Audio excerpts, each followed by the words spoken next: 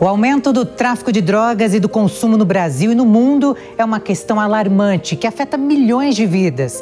O número de pessoas que usam drogas subiu 20% em 10 anos. A crescente demanda se reflete não apenas nas estatísticas, mas também nas consequências devastadoras, dependentes químicos e a criminalidade associada.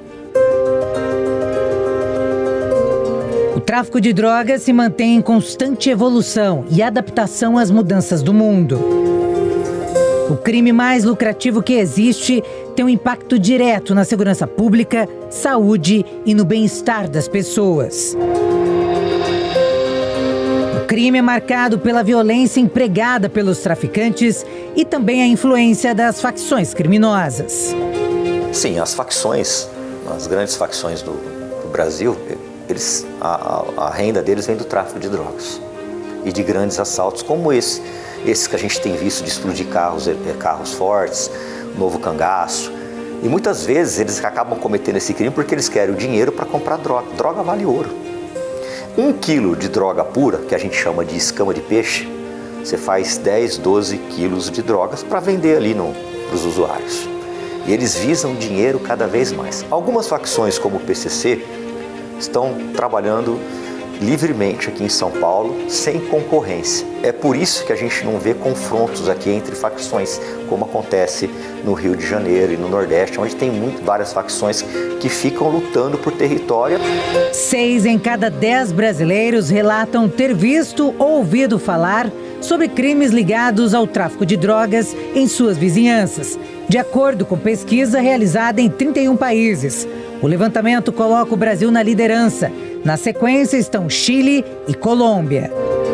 Esse aumento em relação ao narcotráfico, que já é sentido no mundo inteiro, logicamente que o Brasil é um desses países que de alguma forma acaba se somando a esses números absurdos. O Brasil sempre foi tido, inclusive a nível internacional, como um país que servia de corredor para o tráfico internacional.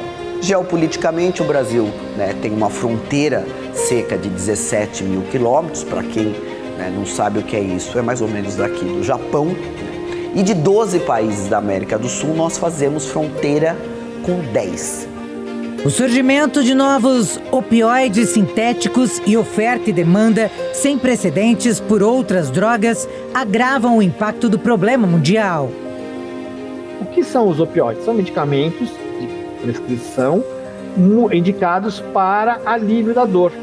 Há vários medicamentos, e o primeiro deles é a morfina, mas nós temos outra, meperidina, dolantina, codeína, que são medicamentos utilizados para alívio e controle da dor.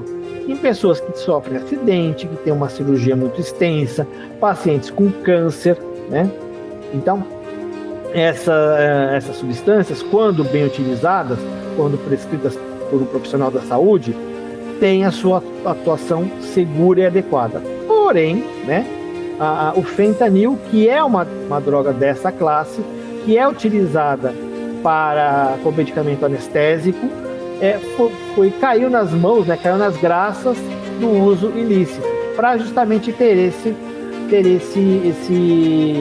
efeito, esse efeito euforizante de relaxamento e bem-estar. E com isso, a potência dele, que pode chegar a ser 100 vezes maior do que a da morfina, leva a quadros de intoxicação severa e até morte. Então, esse tipo de intoxicação, caso alguém tenha um contato ou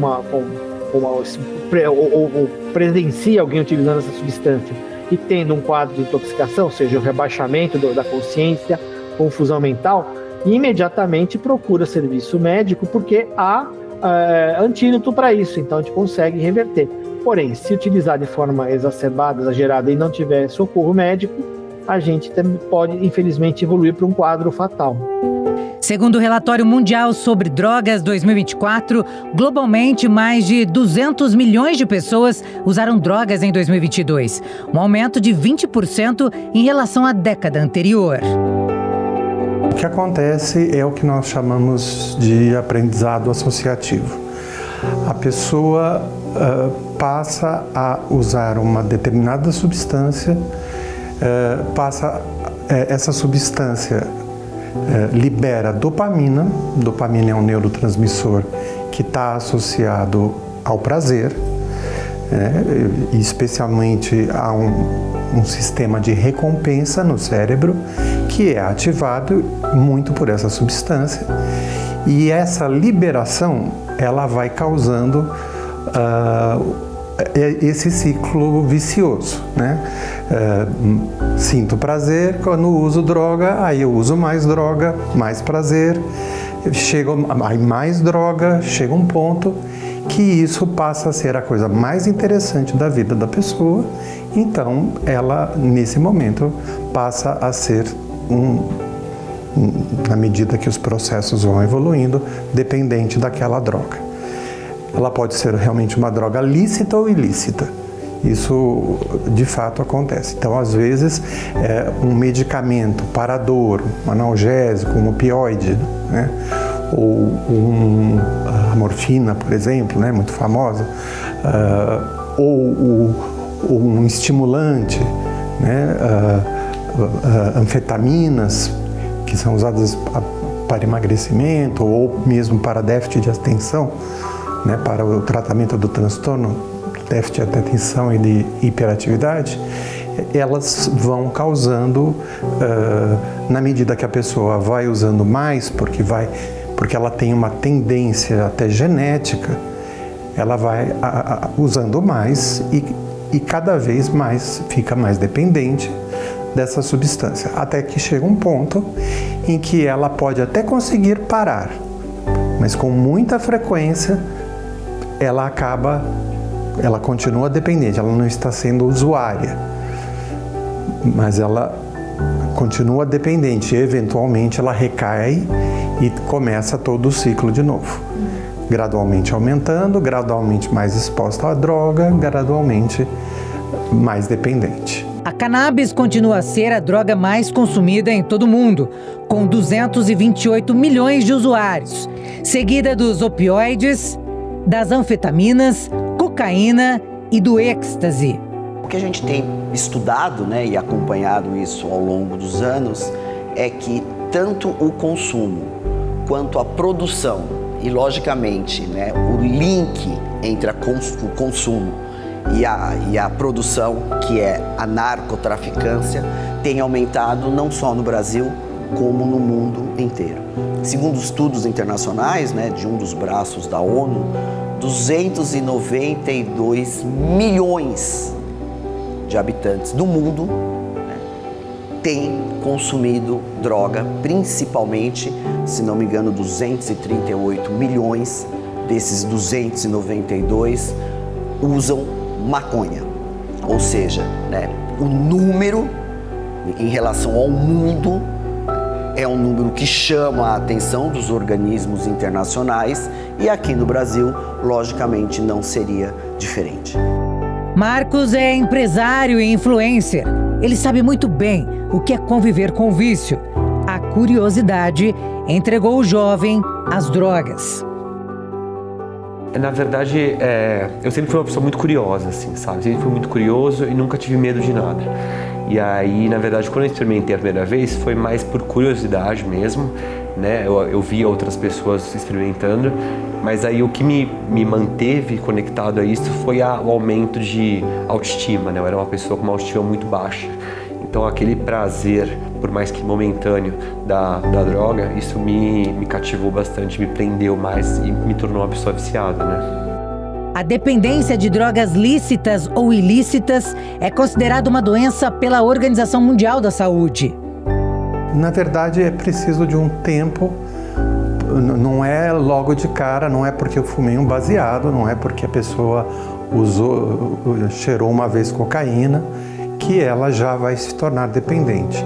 É preciso haver um certo tempo para que os receptores cerebrais que vão dar o prazer, que vão liberar dopamina, vão se acostumando e vão necessitando e pedindo cada vez mais pela droga, né? Esse processo pode demorar, varia, é claro, de usuário para usuário, de dependente para dependente, na verdade, mas ele acontecerá fatalmente se a pessoa continuar, se ela tiver uma propensão genética e se tiver a oferta no meio, se o meio for propício para isso, né? Que em geral são meios bastante ruins, né? São ambientes muito ruins, com muita violência doméstica, com muita oferta da droga, todo mundo sempre vivendo muito em função da droga.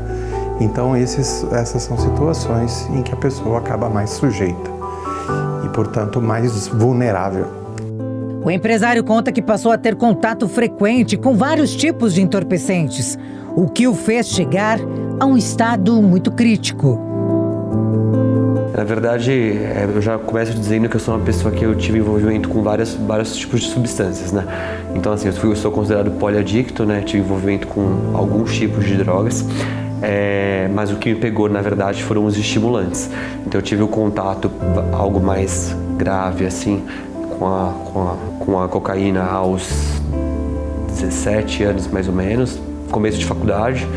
E aí aos 22 anos, 22 anos, eu tive contato com a metanfetamina, que é a droga que realmente acaba me levando para um fundo de poço, assim, sabe? A metanfetamina é uma droga que faz parte das anfetaminas. Ela é um estimulante cerebral e seu uso prolongado pode causar ansiedade excessiva e transtornos de personalidade. A substância ilícita faz parte da mesma categoria da cocaína e da heroína. No Brasil, ela é mais conhecida como speed ou cristal. Vamos abordar um pouco o assunto metanfetamina, que tem se tornado um assunto muito grave. Ela é uma substância sintética produzida geralmente em laboratórios clandestinos, derivada da anfetamina. A sua função é produzir excitação no cérebro, agitação, aumentar o estado de alerta e até o estado confusional. É importante que ela não tenha uma finalidade médica específica, portanto ela é considerada uma droga, pode levar à dependência, pode levar à morte e é extremamente perigosa. Gostaríamos de acrescentar que, além da inquietude, da euforia, dos distúrbios de comportamento, o uso de metanfetamina pode causar síndrome de pânico, pode levar também o indivíduo a ter delírios, a se achar perseguido, a ter psicoses, desconexão com a realidade, a ter episódios de alteração. Marcos conta que a cada dia se afundava mais na dependência. Os entorpecentes tinham virado uma companhia perigosa e inseparável. A primeira vez que eu passei por um fundo do poço, assim, foi... não lembro a idade exatamente, deve ser por volta dos 20 anos, 19, quando eu cheguei em casa, né, após estar usando bastante substância, e eu tive um surto psicótico, né, por conta da quantidade de tempo sem dormir, né, porque aí você tem privação de sono, isso ajuda para você ter uma psicose, um surto, e aí eu tive um surto, comecei a falar coisas aleatórias, não estava sendo racional, e aí meus pais ficaram muito preocupados com a situação e acabaram me colocando na internação. Fui internado algumas vezes já, né. Na verdade, eu tive internações curtas e internação longa, né. É uma experiência que, assim, é muito difícil, mas às vezes eu acho que a internação ela cabe na situação de proteger a vida da pessoa, sabe? Porque às vezes a pessoa está se colocando em tanto risco, usando substância demais, alguma coisa do tipo, que eu acho que conteve minha vida, sabe?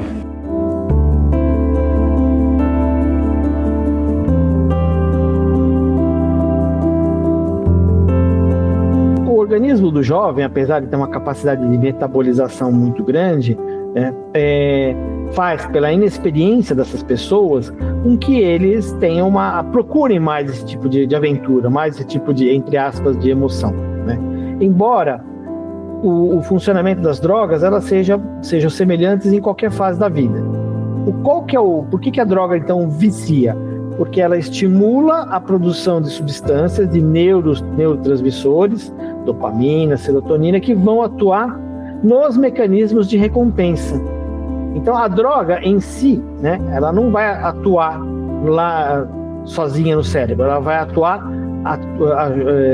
fazendo com que haja uma liberação desses neurotransmissores, e esses neurotransmissores ligados a mecanismos de recompensa, de bem-estar, de prazer, é o que leva o indivíduo a querer usar mais e mais e mais, ou seja, é um reflexo condicionado, é aquele mecanismo de prazer disparado pela ação das drogas, que faz com que o indivíduo fique viciado, vire um adicto. É esse reforço positivo, entre aspas, né? Depois de falar positivo, porque cada vez que usa, libera mais neurotransmissor, cada vez mais, e o organismo tem uma tendência a se proteger, então ele começa a produzir, ele começa a ficar mais resistente à produção desses neurotransmissores, e aí o indivíduo precisa de uma dose maior para ter o mesmo efeito anterior. Então isso é também bem intuitivo, está bem claro na mente das pessoas. A pessoa que faz uso de uma substância, ela usa uma pequena quantidade e tem o efeito desejado. Por quê? Porque o organismo dela não está acostumado com aquilo e ela tem logo um disparo grande de neurotransmissores. O organismo então vai se proteger, vai ficar cada vez mais resistente à ação das drogas e vai precisar de uma dose cada vez maior. Quer dizer, para ter a liberação da mesma quantidade de neurotransmissores, vai precisar usar uma quantidade cada vez maior de substância. Isso é um fenômeno que a gente chama de tolerância. O indivíduo fica cada vez mais tolerante à droga. E o que acaba levando isso? Aos efeitos colaterais da droga. Por exemplo, um indivíduo que ingere álcool, ele vai ter uma alteração hepática, vai ter uma lesão do fígado importante, vai desenvolver uma cirrose, por exemplo. O indivíduo que usa cocaína, o que acontece? A cocaína, ela faz uma vasoconstrição, ou seja, ela fecha os vasos. Quando ela fecha um vaso, por exemplo, do coração, uma artéria coronária, esse coração vai sofrer. Então, o indivíduo sofre como algo semelhante a um infarto, né? E assim, cada substância tem o seu caminho. Mas é isso que acaba também levando à letalidade pelo uso da droga, o efeito colateral que cada substância tem no organismo. A vida ficou obscura para o homem, que não tinha trabalho, morava com os pais e vivia sob efeito de drogas.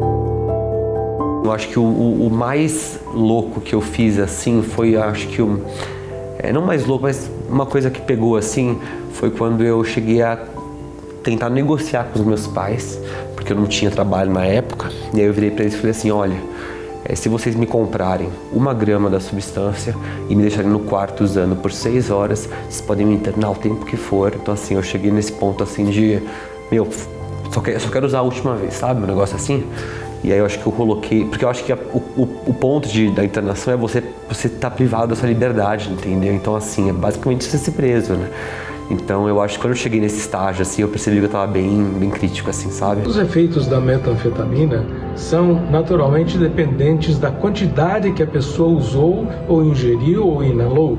Então, eles vão desde a aceleração mental, aumento do estado de alerta, aumento do estado de vigilância, mas também podem causar sintomas tóxicos, como psicose, confusão mental, podem levar a risco de convulsões, a pessoa pode também ter um distúrbio de comportamento, ficar extremamente agitado e agressivo, e se não for atendido a tempo, essa intoxicação pode ser tão grave que pode levar o indivíduo à morte, ao coma. Além da inquietação, da irritabilidade, da aceleração mental, e até por causa dela, porque a metanfetamina altera os neurotransmissores cerebrais, ela pode produzir também estados de paranoia, o indivíduo se sente perseguido, estados de psicose, confusão com a realidade, ele não distingue mais a realidade da não realidade, ele pode ter ainda episódios muito graves de medo, já falamos do pânico, mas também podem haver complicações físicas, como intoxicações hepáticas, intoxicações pulmonares, cardiológicas, que podem realmente representar um perigo extremamente grave para a vida de quem está usando metanfetamina. E ela não é permitida pela Anvisa. Ele buscou ajuda. Marcos, mais uma vez, foi internado. existe tratamento para a dependência de metanfetamina, porque geralmente ela produz um estado de dependência física e psíquica. E, portanto, se existe dependência, o tratamento mais indicado seria a internação. Numa internação, a pessoa vai retirando gradualmente a droga, substituindo por outros medicamentos, aí sim adequados, prescritos por médicos, para que ela possa suportar a falta desta droga no organismo, que produz um verdadeiro estado de loucura, de frenesi. Daí as pessoas venderem tudo, roubarem, terem distúrbios de comportamento para conseguir a droga. Então, existe tratamento que é um tratamento de desintoxicação progressivo, o chamado desmame, até que a pessoa possa acordar, voltar a ser ela mesma e recuperar a si própria e recuperar os que dela dependem e que estão ao seu redor. A metanfetamina é uma das drogas com uso crescente no Brasil. E por causa disso, Marcos resolveu usar as redes sociais para falar sobre o assunto, que assombra milhares de pessoas. Foi ano passado, eu tinha saído de uma internação e aí eu não sei, me surgiu alguma coisa assim, que eu discuti um pouco na terapia, mas era mais uma necessidade de falar um pouco mais a respeito, né, até de uma droga que é recém-chegada, né, não é recém-chegada, mas tem menos tempo que está no Brasil. E eu não queria que ninguém passasse pelo mesmo que eu passei, assim, sabe? Porque por uma decisão minha, alguns anos atrás, eu acabei passando anos da minha vida, às vezes dentro de uma clínica, ou tipo, sem conseguir arranjar um trabalho, sem conseguir estudar. Então, assim, foi por essa necessidade de trazer informação, entendeu? Então, assim, trazer voz para uma coisa que eu achava que era pouco discutida online, assim. É um ambiente tóxico, realmente você trazer à tona que você era uma pessoa que usava droga todos os dias. Tem gente que não olha com bons olhares, entendeu? Mas eu tenho um retorno muito bom, às vezes, de uma pessoa que, por exemplo, eu cresci num bairro super fechado e tal. Às vezes eu recebi um retorno de uma pessoa que, tipo, eu nunca imaginei que ia estar passando por isso, sabe? E aí a pessoa me mandava uma mensagem, falava assim, continua o que você está fazendo, é um bom trabalho, você está me ajudando, você está me dando força para, tipo, procurar ajuda. Então, assim, foi mais por isso, para ajudar, assim, trazer informação. Levar informação e ajudar quem não consegue se livrar das drogas, principalmente das mais poderosas, que levam a consequências graves. Infelizmente, frear a triste realidade das drogas no Brasil e no mundo está cada vez mais complexo. A Polícia Civil, por meio do Departamento Estadual de Prevenção e Repressão ao Narcotráfico, encontrou um laboratório clandestino usado para produzir a conhecida droga cristal. 4 homens estrangeiros e 2 mulheres foram presos no local. A apreensão aconteceu no bairro da Aclimação, na região central de São Paulo.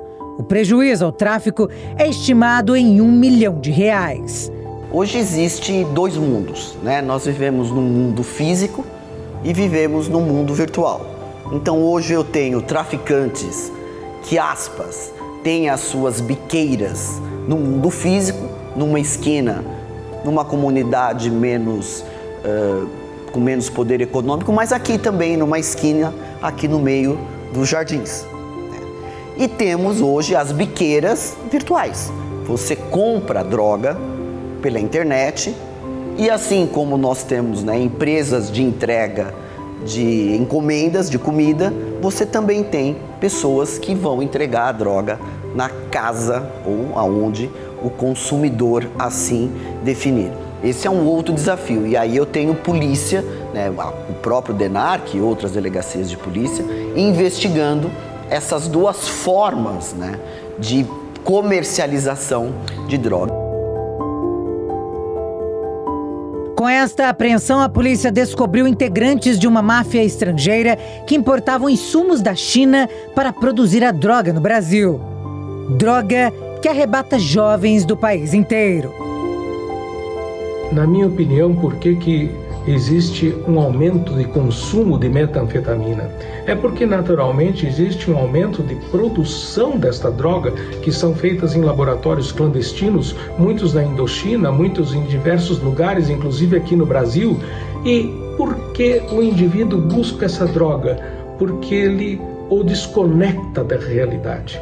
Então parece-nos que o jovem de hoje tem um problema muito grave em enfrentar o dia a dia, o que é real, e ele precisa de ter uma desrealização mesmo, ele precisa sair fora da realidade.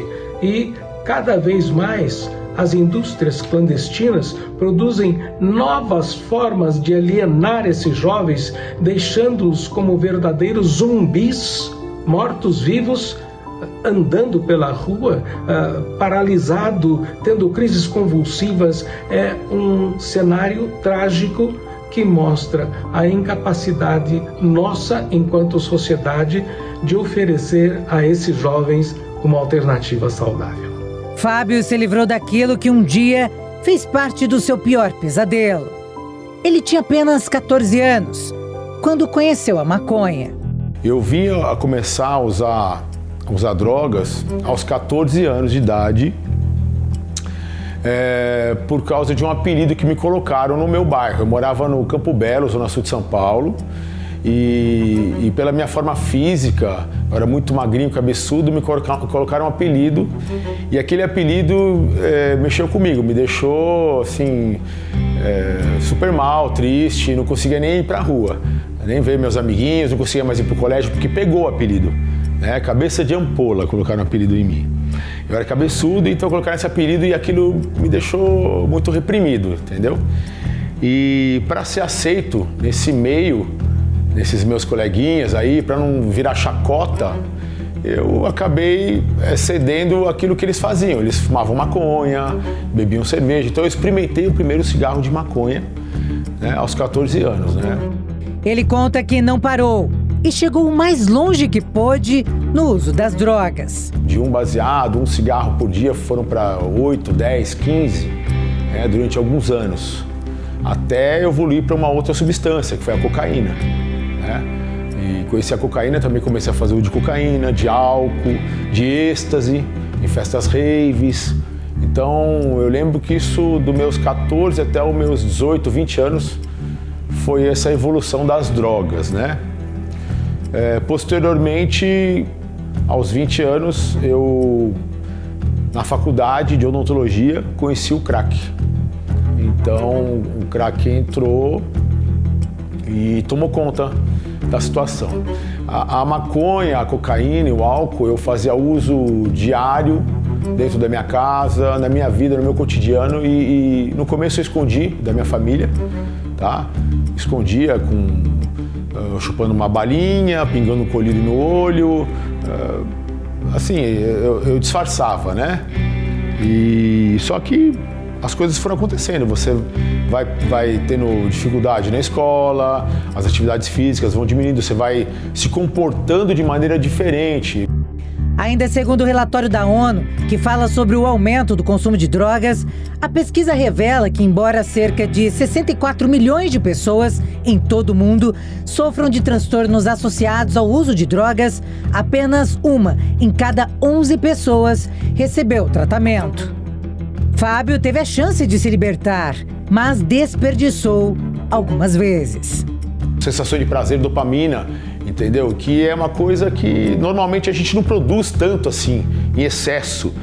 Então você fica com uma sensação muito prazerosa, e é difícil, aquilo ficar registrado, É difícil a pessoa se libertar depois que vicia, E foi o meu caso, Eu viciei, então, na substância e foi uma trajetória muito longa, No crack, dos 20 anos, eu usei até os 45 o crack, Então, diversas internações, indas e vindas de clínicas para casa, em casa passava a temporada limpo, aí usava, voltava para a clínica. Então, eu costumo dizer que eu ficava 6 meses em clínica, 6 meses em casa.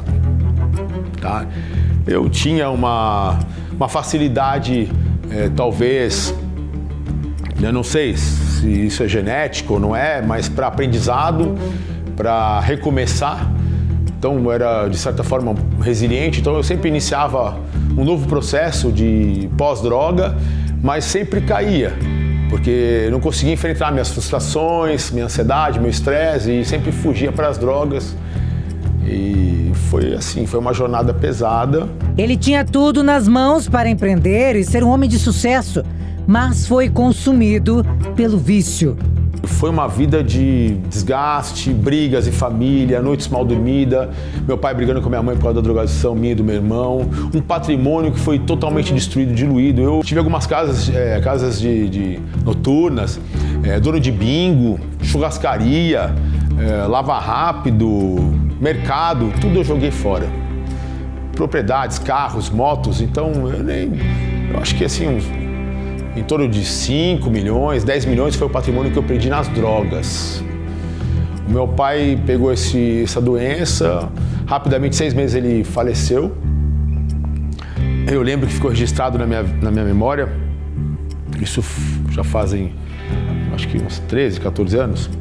E no enterro dele eu estava usando droga, estava cheirando cocaína. Não estava fumando crack porque não tinha como no velório ali, mas eu estava cheirando cocaína. Então eu não vivi o luto. Fábio chegou a morar na comunidade, viveu situações extremas, demorou, mas só com 45 anos descobriu o caminho de volta à vida. Com 45 anos de idade eu fui resgatado, me entreguei para essa recuperação, uma coisa que meu pai tentou tantos anos na minha vida, com clínicas caríssimas.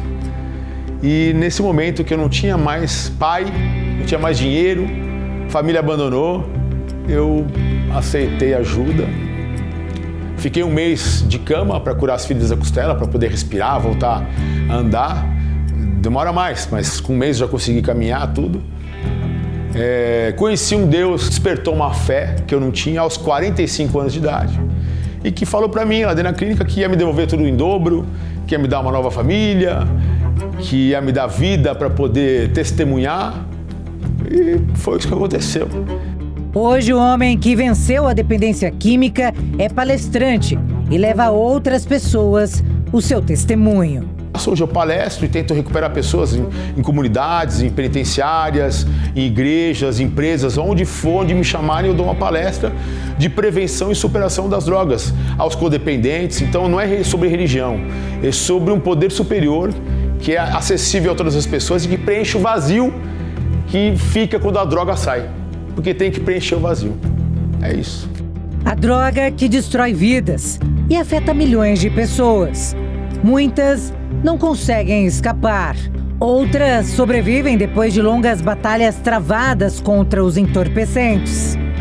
Infelizmente, a droga está fácil para aumento do consumo, por causa do tráfico de drogas que não para de expandir no Brasil e no mundo.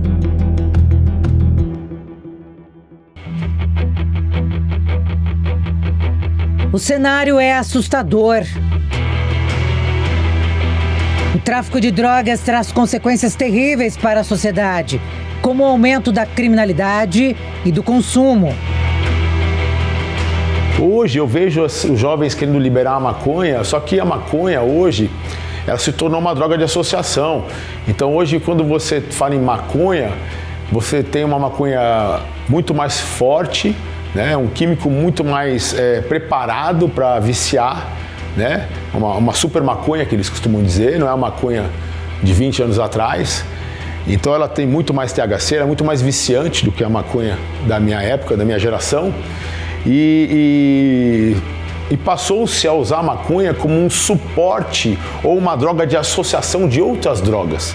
Ou seja, o cara que põe a maconha, ele pode colocar, por exemplo, cocaína na maconha e vira o freebase. A liberação da maconha é um assunto que diverge entre muitas autoridades. O foco hoje é aquele que usa droga, que logicamente é um ponto importante e que nós percebemos no nosso processo que muitos roubos, principalmente roubos a transeunte, via de regra, o autor do crime está drogado. Ele está alucinado visivelmente, que é uma forma em que os próprios réus contam para nós no sistema de justiça, que eles liberam, que eles encontram, entre aspas, coragem, para, por exemplo, sacar uma arma e não raras às vezes dar um tiro numa vítima de uma abordagem de crime contra o patrimônio. Então, isso é comum. Extorsão mediante sequestro, existem condutas criminosas que nos processos a gente percebe que o indivíduo está visivelmente drogado. São questões, logicamente, que devem ser enfrentadas aí, já não mais no sistema de justiça, mas dentro do sistema de saúde. O Supremo Tribunal Federal decidiu em junho deste ano liberar o porte de maconha para uso pessoal. Na prática, a conduta não se torna legal, mas deixa de ser tratada como um crime. Tem um projeto de lei na Câmara Federal, no Congresso Nacional, que está tramitando na Câmara dos Deputados, que visa anistiar milhares de traficantes que foram pegos com menos de 40 gramas. Isso é um absurdo. Esse projeto atualmente está na Comissão de Segurança, sob minha relatoria, e nós vamos lutar para arquivar. As pessoas que pensam desse jeito não têm a mínima ideia de como funciona uma boca de fumo, como funciona uma biqueira. É um ambiente extremamente hostil, onde constantemente há trocas de tiro entre polícias e bandidos e pessoas inocentes no meio. E você soltar milhares de traficantes através de uma decisão judicial e de um projeto de lei me parece absurdo, e quem vai aplaudir é o tráfico de drogas. Nos países que liberaram as drogas, aumentou o consumo. O que as pessoas não entendem, e muitos que defendem essa tese de liberar as drogas, são usuários que querem fumar tranquilamente o seu baseado sem serem incomodados pela polícia. Estão advogando em causa própria, literalmente. Aí o argumento que eles usam é que o Brasil vai passar a arrecadar impostos. Os ministros fixaram um limite de 40 gramas de maconha para diferenciar o uso pessoal do tráfico de drogas. No entanto, o critério é relativo. Caberá às autoridades policiais identificarem se há elementos que indiquem o comércio. Nós temos percebido que em qualquer país do mundo que tenha a liberação do uso de maconha, por exemplo, inclusive para fins recreativos, tem em alguns momentos tentado voltar atrás na sua política. Por quê? Porque liberar o uso de entorpecente, num primeiro olhar, parece que só está afeto à segurança pública, ao uso e ao tráfico de drogas. Entretanto, não se pensa, ou se pensa, não se discute o impacto que nós temos, por exemplo, na saúde pública, que é o que outros países têm enfrentado com essa tal liberação de maconha ou de uso de entorpecente. Em alguns países até a cocaína é liberada para fins recreativos. São pontos que devem ser, num primeiro momento, colocados e debatidos, porque a longo prazo é mais um problema que o país vai enfrentar. Para os especialistas, a liberação vai na contramão do que a segurança pública tem feito: frear o consumo e combater o tráfico. Enquanto nós tivermos decisões judiciais que acham normal você andar com 40 gramas de maconha, nós vamos continuar prestigiando o tráfico de drogas. O traficante entende o seguinte: olha, eu vou ficar então com 39 gramas, que aí eu não vou ser preso jamais. É isso que ele pensa, o traficante. Quando a gente vê chefes de facção criminosa, como André do Rap, e eu trabalhei durante a prisão dele, eu fazia parte do grupo de operações do Garra, da divisão de operações especiais. Foi equipe nossa em Angra dos Reis, junto com a delegacia de rouba-bancos, prendeu o André do Rap, que é um dos chefes do PCC. E aí a gente vê a justiça soltando ele pela porta da frente. É claro que isso é um prestígio para o traficante, é claro que isso vai aumentar. O crime, ele visa dinheiro. Quanto mais biqueiras ele tiver, mais dinheiro ele vai arrecadar. E quando a gente tem facilidade na compra, porque não se tem um combate efetivo, e quando se tem um combate, o Poder Judiciário resolve soltar esses traficantes, é óbvio que vai aumentar o consumo. Então a gente precisa combater o tráfico de drogas. Várias operações acontecem no país para identificar traficantes e pontos de vendas de entorpecentes. Tanto nas rodovias quanto nas grandes cidades, o trabalho está intenso. E para conseguir minimizar o movimento do tráfico, as polícias militar e civil de São Paulo, por exemplo, contam com um grande aliado nas operações de combate ao tráfico de drogas. O drone é uma ferramenta de alta tecnologia que colabora no combate à criminalidade em diversos setores da polícia, tanto na investigação, quanto na identificação de pessoas, locais, imóveis, veículos, quanto no planejamento das operações, fazendo o mapeamento do terreno em que as equipes vão operar em situações de área de grande risco. Normalmente em comunidades onde é normal confronto entre policiais e criminosos, o drone consegue nos dar um mapeamento, quais os melhores caminhos que nós vamos seguir para cumprir nossa missão. Então o drone é uma ferramenta especial no trabalho contra a criminalidade. O SAT, Serviço Aerotático do Departamento de Operações Policiais Estratégicas, conta com agentes capacitados para operar o equipamento em qualquer situação. Em 2019, com a criação do nosso departamento DOP, dentro da nossa unidade SAT, foi criada a unidade SAT Drone. Só lembrando que drone é um termo comum, o nome técnico é o AS, Unmanned Aircraft System, que seria a aeronave sem pilotos. E com esse decreto da criação do SAT Drone, a gente tem a incumbência de criar, de treinar, de formar nossos pilotos e dar um treinamento continuado para eles. Diariamente, cada piloto remoto que assume o serviço, depois de um briefing com a equipe, eles saem para treinar nos mais diversos campos. Litoral, interior, para a gente poder ter a sensação de cada ambiente para poder executar a nossa função.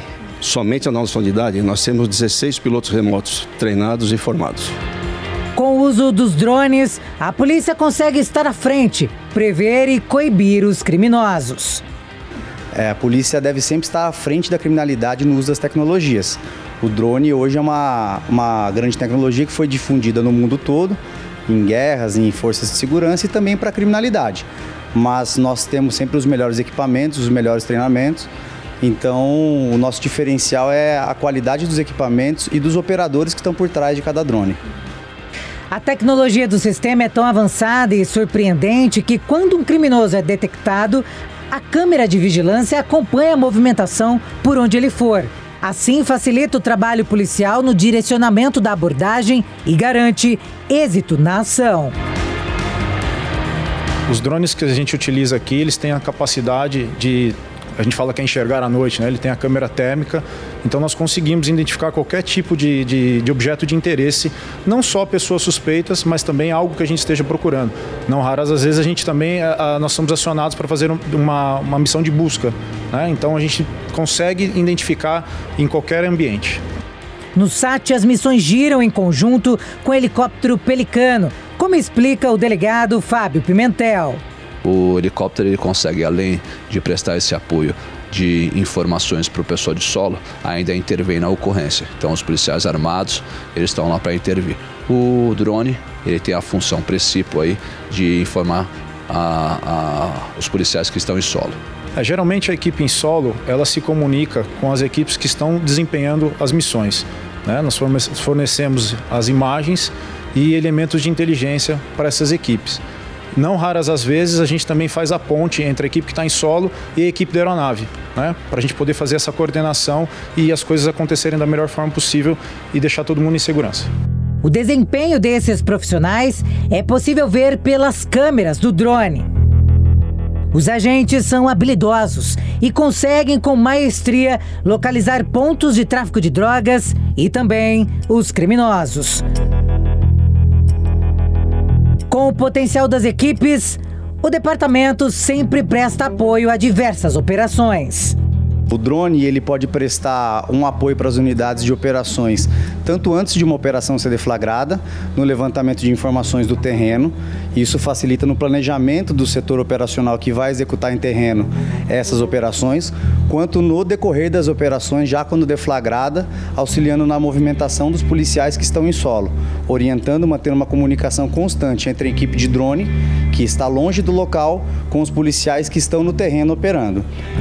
As unidades territoriais também fazem uso de drone, às vezes é uma demanda que pode vir até nós, se for muito especializada. Nós fazemos levantamento de local, auxiliamos na investigação com imagens, com fotos, com filmagens, identificando veículos, pessoas, imóveis. Então é uma ferramenta muito versátil, tanto para o setor de operações quanto o setor de polícia territorial. Infelizmente, os drones também são usados por bandidos.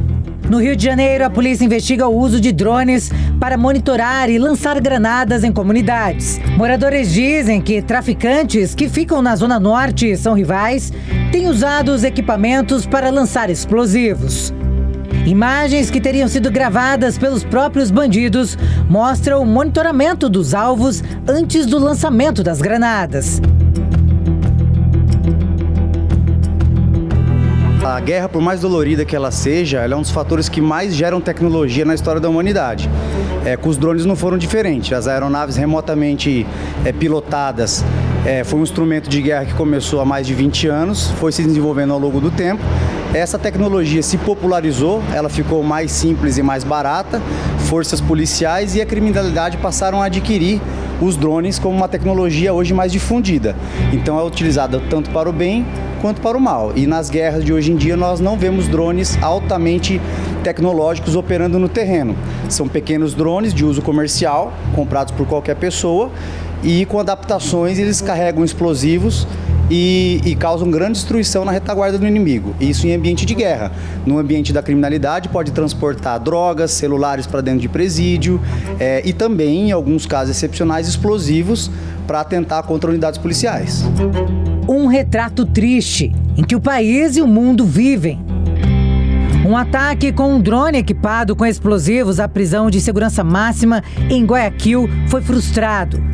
O caso foi confirmado em comunicado pelo chamado Bloco de Segurança, formado pela polícia e pelas Forças Armadas para combater o tráfico de drogas. A organização explicou que o ataque tinha como alvo desativar o centro de privação de liberdade, conhecido como Laroca. O texto acrescenta que a intervenção de policiais identificou e impediu a ação do drone com explosivos que sobrevoava a prisão. As facções, muitas vezes originadas em prisões, se expandiram para o tráfico, extorsão e controle territorial, criando um verdadeiro império do crime. A facilidade com que a atividade criminosa se retroalimenta com esquemas de lavagem de dinheiro e corrupção é impressionante. No Brasil, só para se ter uma ideia, o PCC, primeiro comando da capital, tem um faturamento de quase 5 bilhões por ano, segundo o GAECO, Grupo de Atuação Especial de Repressão ao Crime Organizado, do Ministério Público de São Paulo. No país, existem 72 facções criminosas.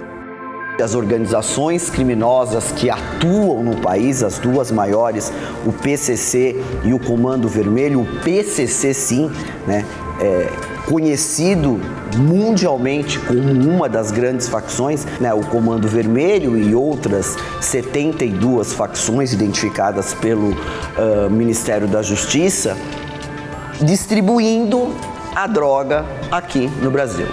Ou seja, nós temos organizações criminosas que trabalham a nível internacional, trabalham entre aspas esse trabalho, e outras tantas organizações criminosas que estão afetas ao tráfico de droga dentro do Brasil. Na geopolítica das drogas, o país se tornou um grande corredor do tráfico e grande consumidor. Isso provoca uma série de efeitos colaterais. Quanto mais segurança o traficante obtém, mais ele avança. As drogas entram pelo Brasil pelas fronteiras e, infelizmente, há uma ineficiência no combate ao tráfico de drogas. Pela Polícia Federal, pelas Forças Armadas, que podem e devem ajudar, e essas drogas acabam entrando pelo Brasil por rios, por aeronaves, por meio terrestre e acabam indo para as grandes metrópoles que depois são distribuídas para as cidades. As organizações criminosas com ações no contrabando, lavagem de dinheiro, entrada de armas, drogas e diversos outros produtos ilegais, infelizmente, encontram seus eixos de articulação não só no Brasil, mas em todo o mundo e devem ser combatidas com empenho pelas forças de segurança. A Armada colombiana apreendeu 400 toneladas de drogas em 1 mês e meio de ofensiva militar, que contou com a participação de 62 países. A Operação Orion, que foi desenvolvida em fases curtas desde 2018, encontrou 196 toneladas de cocaína, 164 toneladas de maconha, 41 toneladas de haxixe e 80 mil comprimidos de metanfetamina. Gustavo Petro, presidente da Colômbia, propôs uma mudança na abordagem na luta contra as drogas. O país conta com o financiamento dos Estados Unidos, principalmente mercado da cocaína sul-americana. O chefe de Estado pediu que as forças públicas foquem em grandes apreensões de carregamentos de drogas, em vez de perseguir os pequenos produtores e consumidores. O tráfico faz de tudo para que a droga chegue no destino sem ser identificada. Na Nova Zelândia, doces com sabor de abacaxi, distribuídos por uma organização de caridade, continham quantidades potencialmente letais de metanfetamina. Segundo a polícia, narcotraficantes podem ter empacotado a droga com a embalagem de uma conhecida marca local para evitar serem detectados. Era razoável que nossos funcionários acreditassem que se tratava de um doce seguro. Estava em um pacote selado e cada doce estava embalado individualmente. Tinha a marca de um produtor relativamente conhecido no nosso país. Ainda que nenhum esteja em estado grave, a polícia abriu uma investigação penal e busca localizar até 400 pessoas que possam ter recebido as balas.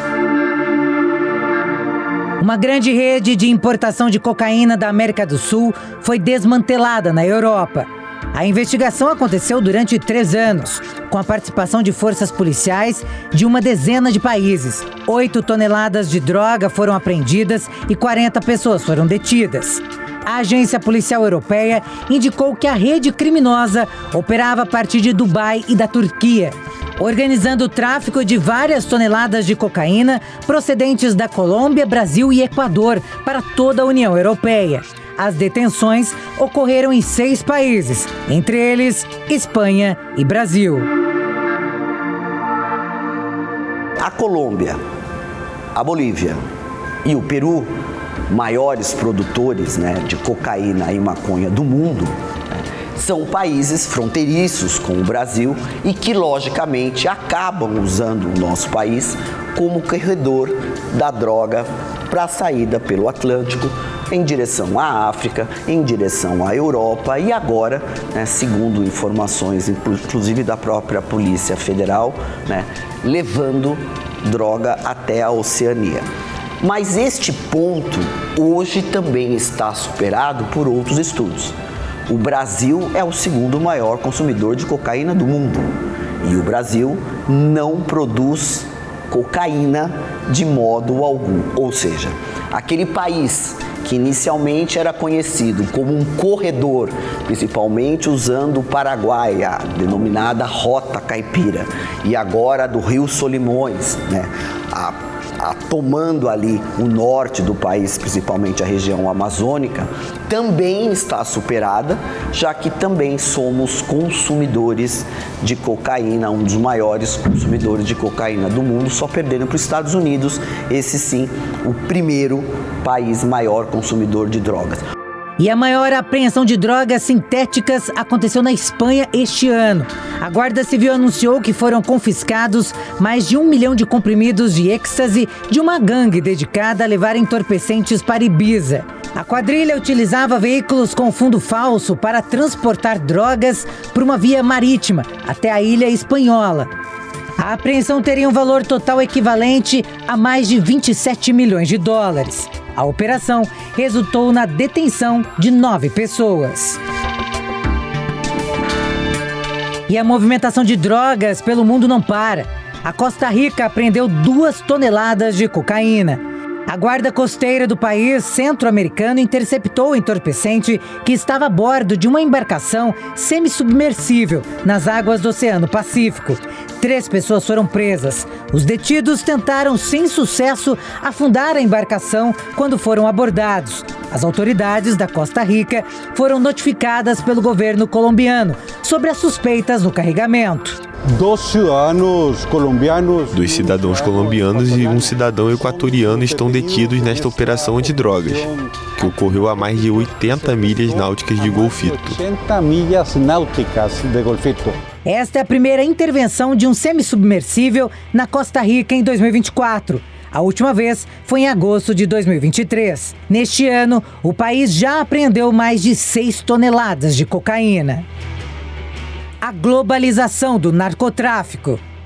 O aumento exponencial da demanda e o potencial lucrativo fomentam o crime em suas diversas modalidades. O Brasil está entre os principais exportadores de drogas ilegais do planeta. E o combate a essa atividade criminosa envolve toda a sociedade e o poder judiciário.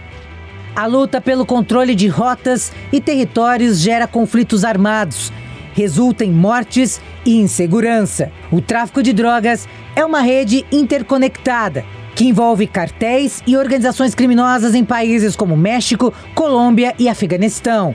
Esses grupos, assim como os brasileiros, exploram a vulnerabilidade social e a corrupção em diferentes níveis, perpetuando um ciclo de violência e impunidade. A resposta a essa situação requer uma abordagem multifacetada, que inclui políticas de segurança, educação e tratamento para dependentes químicos. Somente assim será possível quebrar o ciclo vicioso que alimenta o tráfico e suas facções. Combater essas organizações demanda um esforço conjunto da sociedade, do Estado e de instituições internacionais, visando um futuro mais seguro e justo a todos.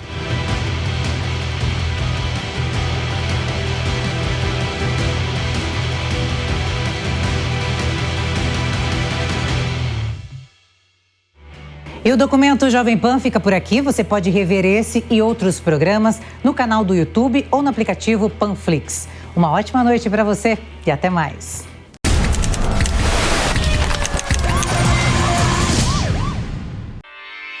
Realização Jovem Pan News.